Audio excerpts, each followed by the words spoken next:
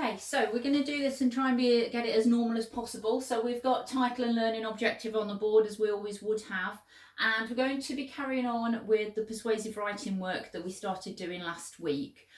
So to start off, let's see just how much we can remember from last week. Fear rises on the board. You should all know exactly what that stands for. Persuasive techniques, 10 different persuasive techniques. So I want you to pause me for 2 minutes and see if you can write down the 10 different persuasive techniques. Off you go.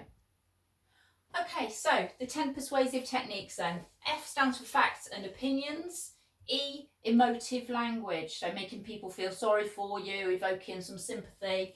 Addressing the reader directly, thinking about words like you, your, us, we.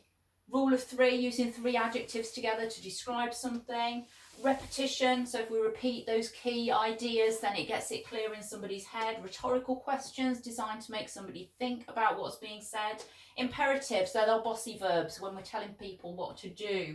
Superlatives, making something sound much, much better or much worse than it is. Exaggeration, where we're going over the top. We're not lying, we're just making something sound, maybe stretching the truth a little bit. And short sentences, let's keep it nice and simple so that we can understand exactly what we're doing. Okay, so what we're going to be doing today then is, as it says, writing a letter of complaint. And let's just clear this off here. We're going to be imagining that we're writing a letter of complaint because we've been to McDonald's. We've had a McDonald's meal there. You can decide what meal it is, but it's made you poorly. And that's what you're going to be writing a letter of complaint about. It's really, really important to be able to write a good letter of complaint, because if things don't go right, we want to get our money back. We want to get some sort of compensation. So if we just have a look at the PowerPoint then. So on here we can see we're writing a letter of complaint. Our purpose then, what is our purpose? Well, obviously it's because we're complaining. Our audience, that's going to be, in this case, the people who run McDonald's, so the manager of McDonald's. Formal or informal? Hopefully you've got formal going through your head. We're not going to be using slang in this, we're using formal language. And the reason for our complaint, what do we want to happen as a result of it? It may well be, if you've been out for a meal and it's not been a very nice meal, you're not necessarily going to want vouchers or a free meal there again, because you might think, actually that's put me off. So perhaps you just want some money back, you want some sort of compensation. Okay, a few things to go through when we're writing a letter of complaint then. You're going to be writing using the first person, so that's I. You're imagining that this has actually happened to you. We're going to keep it simple and to the point. We want to make it clear in the first sentence why we are complaining. You're being polite. You're not going to threaten them or anything like that. You're keeping it polite and telling them exactly what's happened, what the facts are, and why you want some compensation. Keep it formal and use rhetorical devices. Now it says on here, think back to Chief Joseph's speech. We did the one that Old Major gave. So think about the speech that Old Major gave. Think about the speeches that you wrote last week about wanting time off school and also wanting me to give you that Easter egg. And think about all those persuasive techniques that you used last week.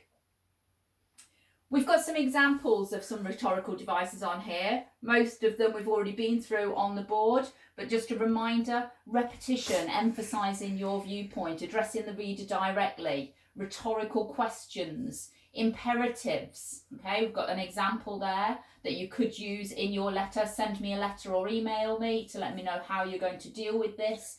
Emotive language, so making people feel sorry for you. Again, an example that you could use in your letter. My 4-year-old daughter had to miss her own birthday party as the whole family was suffering so badly. Short sentences for dramatic effect. This must stop. And exaggeration. An example here: everybody knows that all teenagers love McDonald's. So before we get started, just a few last things to go through. The way that we start and end our letter is really, really important. If you're starting it with "Dear Sir" or "Madam," you're going to end it with "Yours faithfully." If you're starting it with the person's name, if you know their name, then you're going to end it with "Yours sincerely." Okay? Don't call the person by their first name, right? You're not going to say "Dear Margaret" or "Dear Dorothy" or "Dear Brian." use Mr. and their surname or Mrs. and their surname. If you're not sure whether somebody is married or not and they're female, you can use MS, so Ms. First line of it, I'm writing to complain about, so think about what the complaint actually is. You'll need to use facts and opinions in there. Tell them which branch of McDonald's you went to, tell them what you ate, how much it cost, when you went, and so on. Few key words that we can use here and a few tricky spellings we've got. We've got the word diagnosed, bit gross, but we've got diarrhea and gastroenteritis. Gastroenteritis is like really bad stomach problems. Food poisoning, consumed, that's a proper word for ate, so you might say that I consumed a Happy Meal or a Big Mac.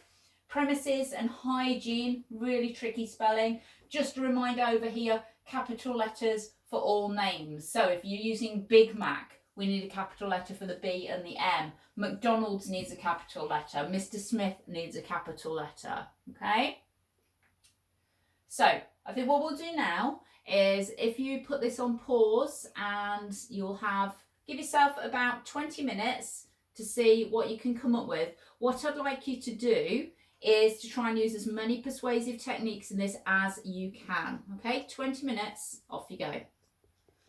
Okay, so once you're finished, check it through according to what we've got on the screen right now. So make sure that in your opening, you have explained why you're complaining and you've written about what's happened and when. In the development of your letter, so there should be a separate paragraph, go into detail, give examples, explain why you want compensation.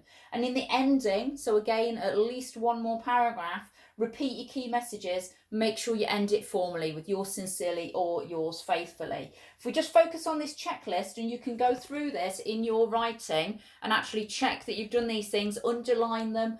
As I said to you yesterday, if you want to email me your work, if you've done it on the computer, you can just send it via my email. If you've written it, then take a photo of it, email it to me that way. I'm happy to look at it. Make sure you've kept it simple. Make sure you've used formal writing. Be polite, use first person. And then some rhetorical techniques that you really ought to have used in here. Repetition, imperatives, exaggeration, emotive language, short sentences, and rhetorical questions. Okay, well done.